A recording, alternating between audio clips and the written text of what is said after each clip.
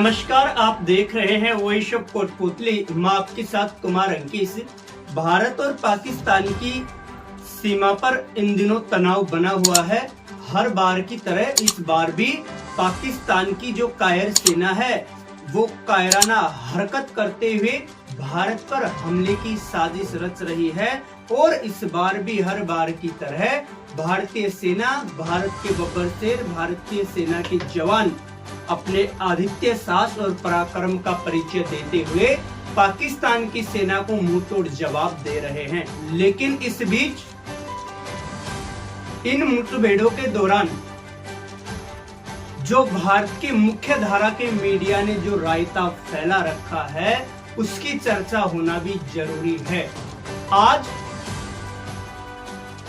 विदेश मंत्रालय और रक्षा मंत्रालय ने संयुक्त रूप से चौथी बार प्रेस वार्ता कर मीडिया को जारी की गई अपनी जो गाइडलाइन है वो बताई कि जो भारत सरकार ने गाइडलाइन जारी की है आंतरिक सुरक्षा और सीमा सुरक्षा को मद्देनजर रखते हुए भारतीय मीडिया उसका पूर्ण निष्ठा के साथ निर्वहन करे। और ये भारतीय मीडिया का दायित्व भी बनता है कि वो किसी भी प्रकार की ऐसी कोई न्यूज न तो दिखाए और न ही प्रिंट मीडिया पर भी ये लागू है कि वह ऐसा कोई लेख या आर्टिकल लिखे जिससे भारत की रणनीतिक जानकारियां दुश्मन देश को पता चले या फिर भारत की जो आंतरिक सुरक्षा है उसमें कहीं ना कहीं उसके साथ कोई ना कोई समझौता हो या फिर उसमें कोई चूक हो या फिर आंतरिक जो शांति व्यवस्था है वह अहिस्तर हो। पहले आप एक वीडियो देखिए, उसके बाद बाकी की चर्चा करेंगे। हो रही है धमाका कैमरा पर से सिखाऊंगा थोड़ा सा यहाँ पर धमाकों की आवाज सुनाई दे रही है। यहाँ पर धमाकों की आवाज सुनाई दे रही है काफी। लाइट कम कर लीजिए, लाइट कम कर लीजिए, लाइट कम कर लीजिए सुनील जी। लाइट वॉल्यूम कम करेगा। लाइट कम कर।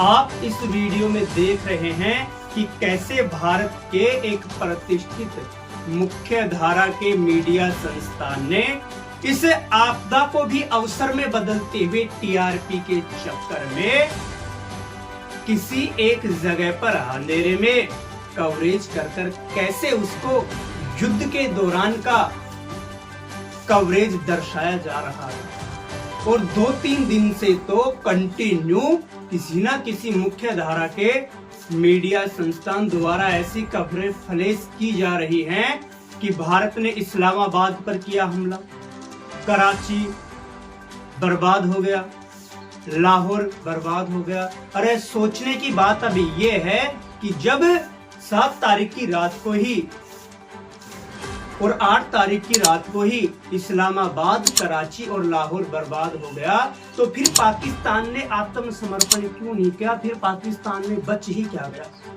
ये मीडिया वाले सिर्फ स्टूडियो में बैठकर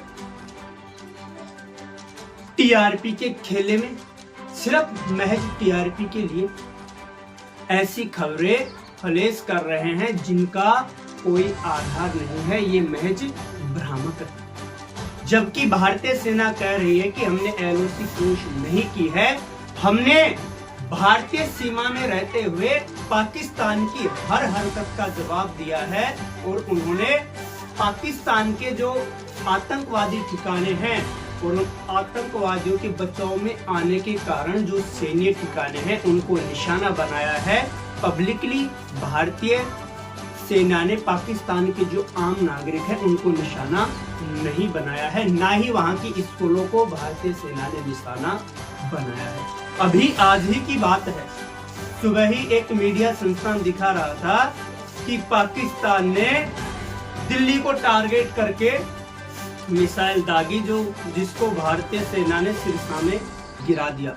अब मुझे बात समझ में ये नहीं आ रही, पाकिस्तान ने एक मिसाइल दागी, हमारे वीर जवानों ने उसका मुंह तोड़ जवाब देते हुए सिरसा में उस मिसाइल को मार गिराया।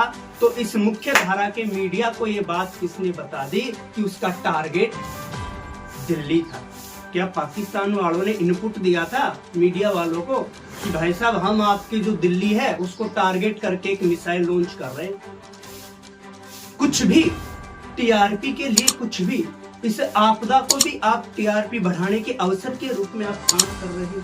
महाकुंभ में आपकी आत्मा मरी, कोरोना काल में आपकी आत्मा मरी, बेरोजगारों पर लाठियां चल रही थी उस समय मीडिया की आत्मा मरी, और जब किसान आंदोलन चल रहा था उस समय भी मीडिया की आत्मा मरी। लेकिन अब बात देश की है, कम से कम अब तो इस आत्मा को जागृत करो, अब तो इस आत्मा को मत मारो। एक और वीडियो क्लिप सुनिए पहले।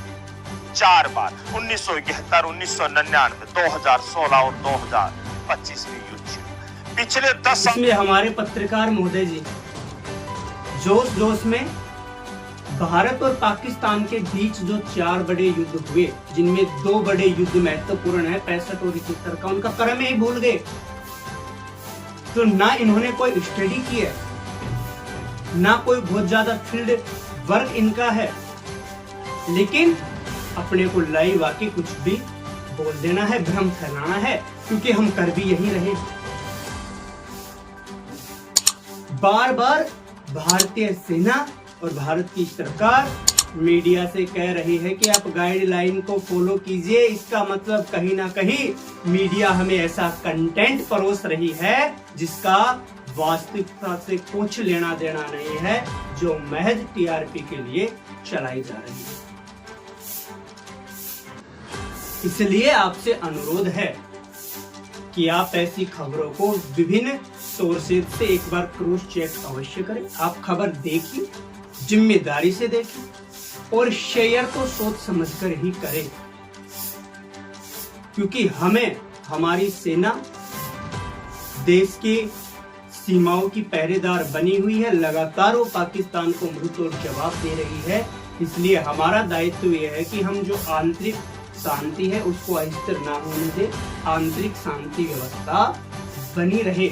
इसलिए हमें जिम्मेदारी के साथ सूचनाएं देखनी।